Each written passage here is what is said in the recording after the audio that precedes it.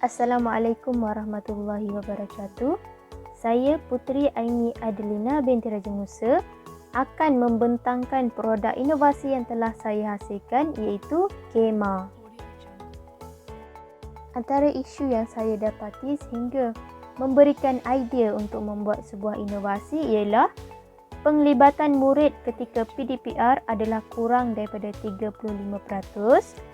Murid sering bertanya kepada guru mengenai pembelajaran dan pengajaran yang lepas, dan akhir sekali ialah murid tidak menyiapkan tugasan yang diberikan oleh guru.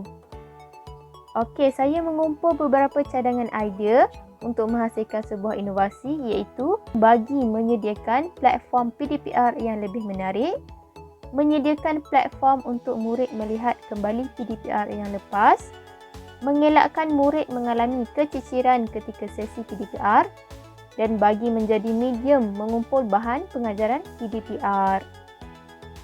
Okey, baiklah, ini adalah prototype KEMA iaitu saya hasilkan menggunakan Google Sites. Ini adalah yang awal-awal lah sebelum saya edit hingga jadilah laman sites KEMA. Okey, baiklah, KEMA merupakan singkatan kepada kelas maya. Saya akan tunjukkan beberapa gambar bagi menunjukkan hasil inovasi saya. Pertama sekali ialah halaman utama KEMA, halaman kelas sejarah KEMA, halaman kelas pendidikan muzik KEMA, halaman kelas KEMA, serta halaman KEMA harian. Dan akhir sekali, QR code kepada KEMA. Di sini saya akan tunjukkan sedikit sahaja kerana saya akan terangkan lebih lanjut di cara penggunaan. Okey, baiklah, cara penggunaan KEMA sangat mudah dan efisien. Jom kita lihat cara penggunaan sites KEMA. Ini merupakan halaman utama KEMA.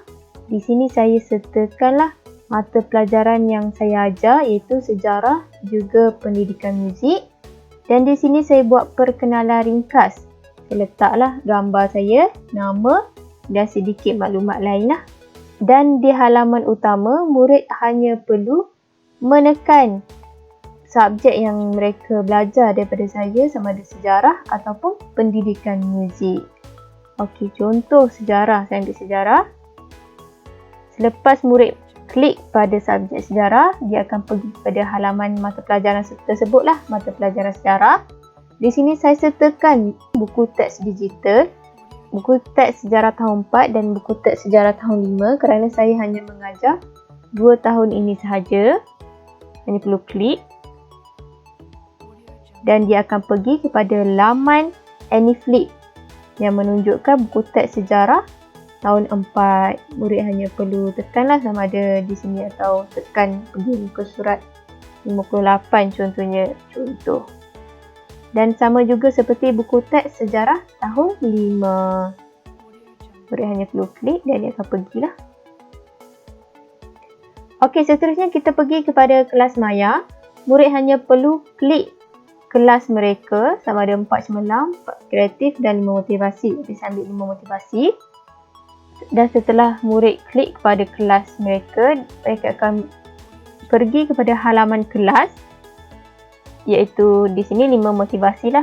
Dan di sini murid hanya perlu klik kehadiran dan isi kehadiran mereka pada hari tersebut. Dan di sini adalah ahli kelas tersebut. Okey, di sini saya sertakan gambar mereka lah supaya saya dapat tahu saya sedang berbicara dengan siapa pada waktu tertentu. Okey, dan di bawah ini saya sertakan kelas maya dan saya susun ikut tarikh kelas saya adakan PDPR. Contoh, saya ambil 14 Julai 2021. Okey, lepas murid dah klik pada tarikh tersebut, dia akan terus pergi kepada laman KEMA harian. Itu pada hari tersebut saya mengajar tajuk Pertabalan yang di-Pertuan Agong. Dan dapat di sini, lihat dah di sini saya akan sertakan kelas hari ini. Okey, kelas hari tersebut saya adakan Google Meet. Jadi di sini saya akan sertakan rakaman Google Meet. Kalau saya buat video, saya akan sertakan video di sini. Dan di aktiviti saya akan sertakanlah apa aktiviti yang saya adakan. Contoh pada hari tersebut saya laksanakan Google Jamboard. Okey, ini adalah hasil kerja murid lah. Dan di sini hasil kerja murid. Saya akan sertakanlah murid yang menghantar modul. Sebab di sekolah saya mereka laksanakan modul. Okey, contoh saya ambil contoh lain. Pendidikan muzik 5 Cemerlang. Okey, saya ambil tarikh 26 Julai contohnya. Okey, pada hari tersebut saya telah mengajar nyanyian dan pergerakan. Okey, saya sertakan video yang saya telah hasilkan. Contohnya.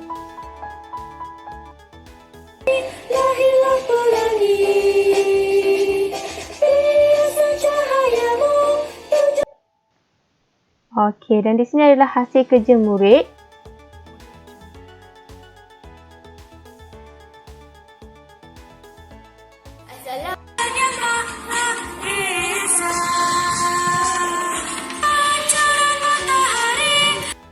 Okey, ini salah seorang lah Syazwan dan murid-murid yang lain juga yang memberikan respon. Okey, tak semua murid beri respon. Tapi saya lihat ni adalah satu pencapaian yang agak baik lah. Kerana murid memberikan respon dalam kelas PDPR. Okey, saya rasa itu sahaja cara untuk menggunakan khemah atau kelas maya saya. Dan penggunaan khemah ini juga saya gabungkan dengan penggunaan Telegram juga, sebab di Telegram murid akan menghantar tugasan dan saya akan sertakan di dalam laman web khemah supaya ahli kelas mereka yang lain dapat melihat contoh tugasan yang mereka laksanakan pada hari tersebut. Okey, itu saja rasanya penggunaan khemah yang mudah dan ringkas daripada saya. Sekian, terima kasih. Impak inovasi. Bahan inovasi berjaya meningkatkan penglibatan murid daripada 33.3% kepada 66.7% dan murid juga kurang bertanya kepada guru berkenaan pembelajaran yang lalu kerana mereka boleh merujuk khemah. Sekian saja daripada saya. Terima kasih. Diharap semua panel juri dapat menilai sebaiknya.